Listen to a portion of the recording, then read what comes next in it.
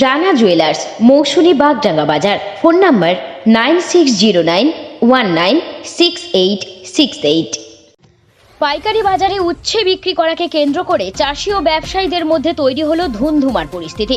দক্ষিণ চব্বিশ পরগনা জেলার কাকদ্বীপ থানার নারায়ণপুরের ঘটনার সূত্রপাত শনিবার সকালে। নারায়ণপুর পাইকারি সবজি বাজারে উচ্ছে বিক্রি করতে আসে কয়েক হাজার চাষি। প্রথমে পাইকারি বাজারে ডাক ওঠে 20 টাকা কিলো, কিন্তু যত সময় গড়িয়েছে ততই উচ্ছের দাম ধীরে ধীরে কমতে থাকে। শেষ পর্যন্ত এই ডাক এসে দাঁড়ায় 8 টাকা কিলোতে। এমনকি এই দামে উচ্ছে নিয়ে নারাজ হয় ব্যবসায়ীরা, অভিযোগ চাষিদের। এরপরই চাষিরা পাইকারি বাজারের ভিতর ব্যবসায়ীদের ঘিরে বিক্ষোভ দেখাতে শুরু হয় চাষি ও ব্যবসায়ীদের মধ্যে ধস্তাধস্তি। প্রায় 5000 চাষি এদিন প্রায় 1200 টন উচ্ছে নিয়ে সমস্যায় পড়ে। ঘটনায় খবর দেওয়া হয় কাকদ্বীপ থানায়। ঘটনাস্থলে পৌঁছান কাকদ্বীপ থানার পুলিশের হস্তক্ষেপে নিয়ন্ত্রণে আসে ঘটনা। পুলিশের মধ্যস্থতায় পাইকারি ব্যবসায়ী ও চাষিদের মধ্যে বৈঠক করা হয়। বৈঠকের সিদ্ধান্ত অনুযায়ী ব্যবসায়ীরা 14 টাকা কিলো দরে চাষিদের কাছ থেকে উচ্ছে কেনে। এ বিষয়ে উত্তম মণ্ডল নামে এক চাষি বলেন, বছরে ব্যবসার শুরুতে 30 টাকা উচ্ছের দাম ছিল, কিন্তু পরপর উচ্ছের দাম কমে এখন 20 টাকা কিলো দরে কেনা হয়। কিন্তু তাও আবার দিনের শেষে 8 টাকাতে কেনা হয়। আবার উচ্ছে নিতে নারাজ হয় ব্যবসায়ীরা। বর্তমান সময়ে সার ও ওষুধের দাম প্রচুর। 30 টাকা কিলো দরে উচ্ছে না কেনা হলে চাষিরা ক্ষতির মুখে পড়বে। প্রত্যেক বছরের ন্যায় এবছরও ফসল নিয়ে আসছি।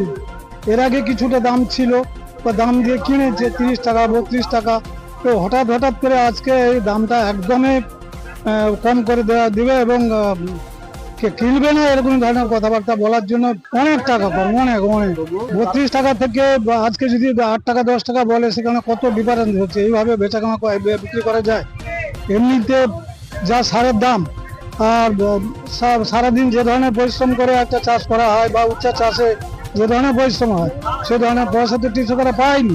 এদের জন্যই পায়নি। এরা যারা এখানে এসে মালটা কেনে, এদের জন্যই আমরা ক্ষতিগ্রস্ত হচ্ছি। সমস্ত চাষিরা ক্ষতিগ্রস্ত হচ্ছে। এটা যাতে না হয় সেই জন্যই আমাদের দাবি যে ন্যায়সঙ্গত দাম দিয়ে এরা কৃষকের ফসলটা কিনুক, তাতে কৃষক কিছুটা লাভবান হবে। তা না হলে তো বিশাল ক্ষতি হবে।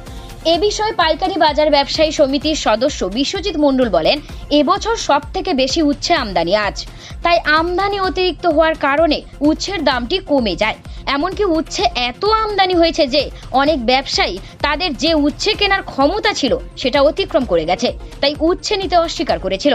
তবে বিষয়টি সমাধান হয়েছে।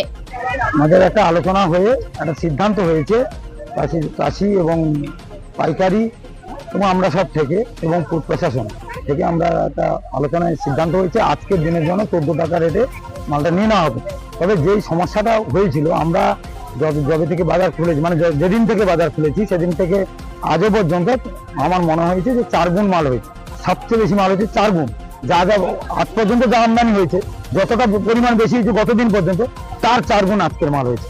আমার তো ধারণা হচ্ছে 80 গুণিত 15 টন হিসাবে যা হবে সেই হিসাবে আজকের মাল আমদানি হয়েছে। অর্থাৎ যে পাইকারি আমার বাজারে রয়েছে, তাদের মানে যতটা নেওয়ার ক্ষমতা তার থেকে অনেকটা বেশি হয়ে গেছে।